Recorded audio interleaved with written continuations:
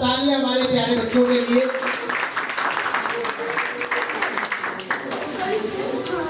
Yes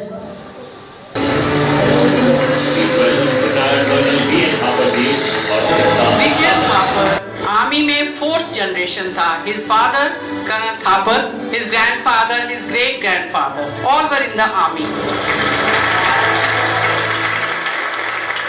army का जोश और देशभक्ति उसके डीएनए में थी, तो उसको कोई रोक ही नहीं सकता था, जो उसने कारगिल वॉर में प्रूव कर दिया।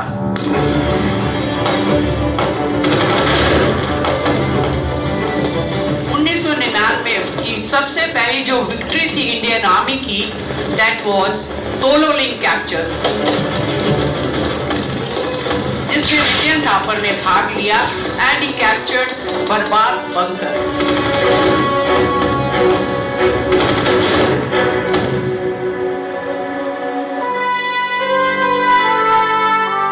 12 जून का ये हुआ और 14 जून को मैंने उसका नाम न्यूज़पेपर में पढ़ा और उसी इवनिंग उसका कॉल आया कि मामा आपको पता लगा कि 2 राजपुताना राइफल्स ने तोलोलिंग जीत लिया है। तो मैंने कहा हाँ, मैंने तुम्हारा नाम भी पढ़ लिया और बहुत अच्छा उसके बारे में आया था।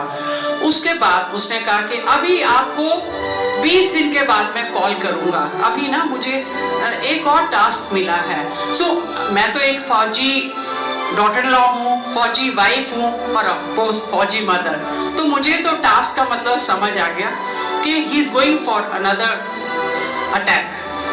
एंड 20 दिन के बाद रॉबिन का फोन तो नहीं आया, but I got a call from army headquarters.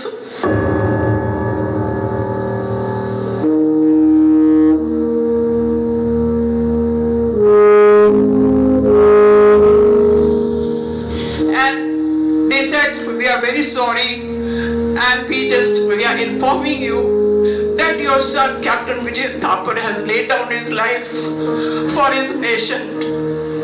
So you can well imagine that I lost 22-year-old son.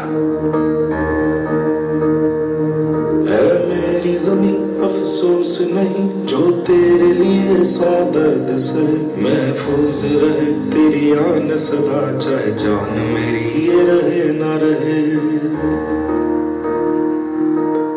मेरी ज़मीं महबूब मेरी, मेरी नस नस में तेरा इश्क बहे, फीका ना पड़े कभी रंग तेरा जिस मुंह से निकल के खून कहे।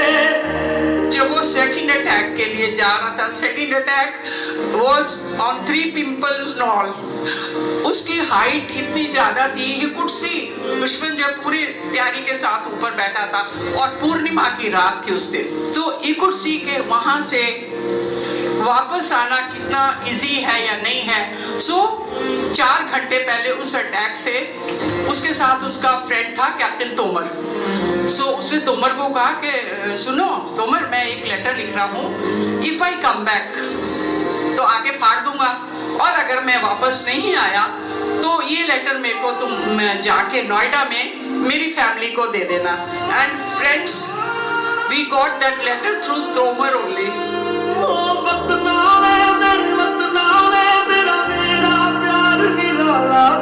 कुर्बान हुआ तेरी असमत पे मैं कितना नसीबा वाला था। You can't believe what he had written in that letter. You know, first sentence was, by the time you get this letter, I'll be observing you from the sky, enjoying the hospitality of Apsaras.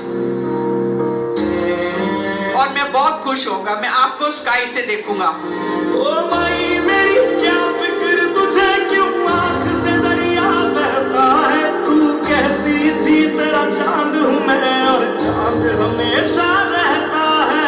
And second, he said, if you can, please, Papa, if you can come, you must come and see where the Indian Army fought for you tomorrow. So you see, friends, Colonel Thapar जो हैं, वो हर साल 99 से लेके till date वहां तक जाते हैं जहां विजय थापर दुश्मनों के साथ लड़ते हुए खत्म हुआ था। तेरी मिट्टी में मिल जावा, गुल बन के मैं खिल जावा।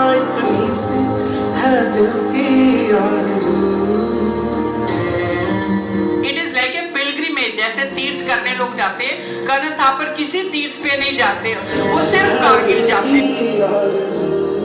And then he writes, I have no regrets. Even if I become a human again, I will join the army and fight for my nation. एक 22 साल का आर्मी ऑफिसर ये सोचा कि ये जिंदगी तो मेरी गई, इस जिंदगी का मुझे कोई दुख नहीं है, लेकिन मैं अगली जिंदगी भी अपनी जो नेक्स्ट जन्म में भी मैं बनूंगा, मैं फौज ज्वाइन करूंगा अपनी, और मैं अपने देश के लिए लड़ूंगा।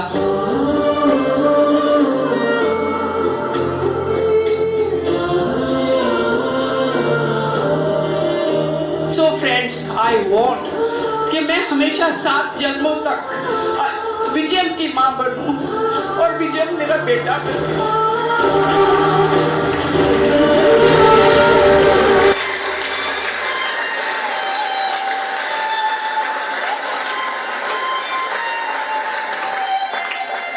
मुझे बड़ा गर्व है कि जो गोली एक सैनिक को बॉर्डर पे उसकी छाती में छलनी करके निकल जाती है, वो गोली हजारों किलोमीटर दूर एक मां के सीने में जाके लगती है।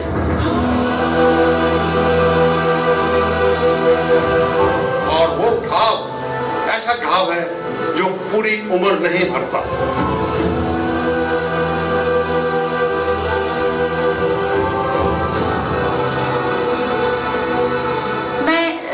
खुद एक माँ हूँ, मेरा बहुत छोटा सा बच्चा है, पर वो बच्चा चाहे 22 साल का हो, 2 साल का हो, वो तो बच्चा ही है। पर मैं आपको सल्यूट करना चाहूँगी सच में, बिकॉज एक माँ ने एक दूसरी माँ के लिए, भारत माता के लिए अपना बच्चा दे दिया। इससे बढ़िया क्या बात हो सकती है। I feel so honoured.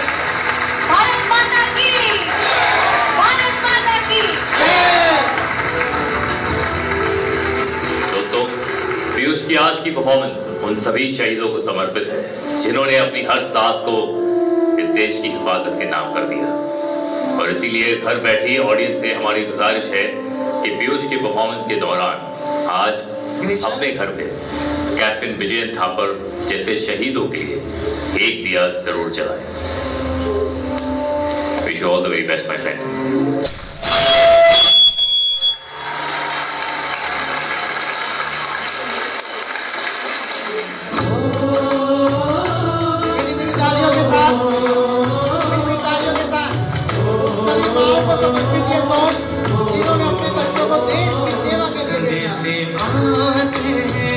हमें तड़पाते हैं जो चिट्ठी आती है, वो पूछे जाती है कि घर कब आओगे, कि घर कब आओगे, लिखो कब आओगे, कि तुम मिले घर सुना सुना है। संदेश आते हैं हमें तड़पाते हैं जो चिट्ठी आती है, वो पूछे जाती है कि घर कब आओगे, कि घर कब आओगे, लिखो कब आओगे, कि तुम बिन ये घर सुना सुना है।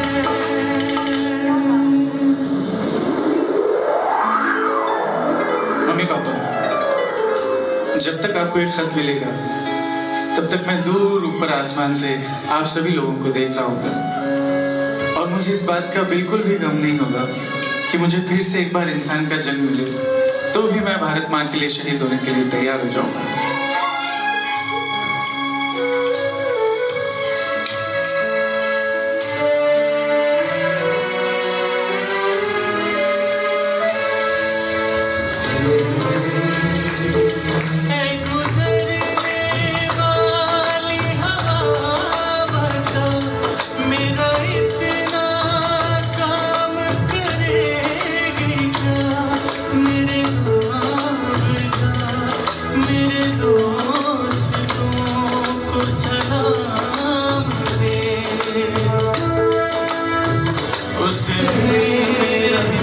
मेरे घर में खुशी होके तू उसे उसके बेटे का नाम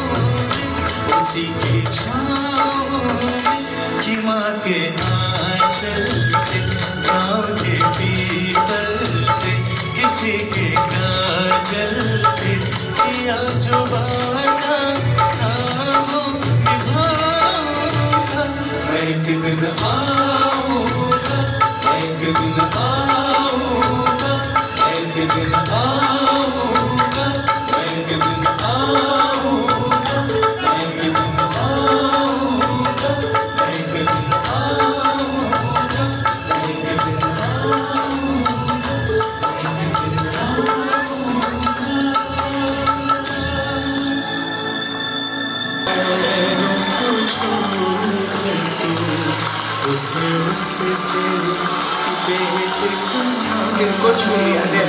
मुझे लगा विजय वापस आ गया। भारत माता की जय श्री राम।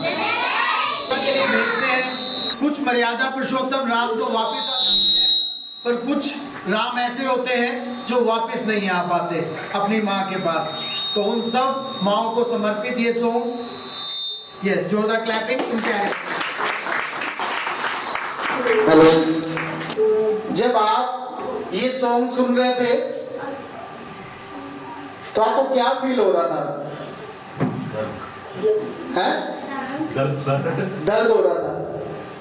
क्या मुझे काफी फील हुआ कि यार ऐसा भी होता है क्या?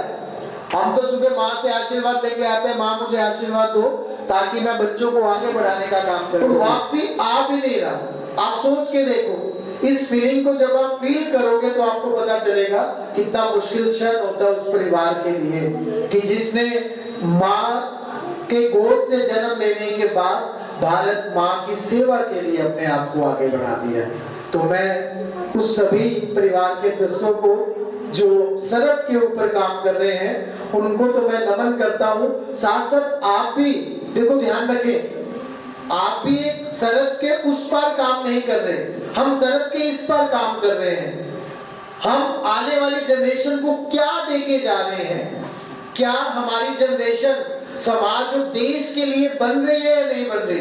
क्या हमारे जाने के बाद ये देश को आगे बढ़ाएगी या नहीं बढ़ाएगी?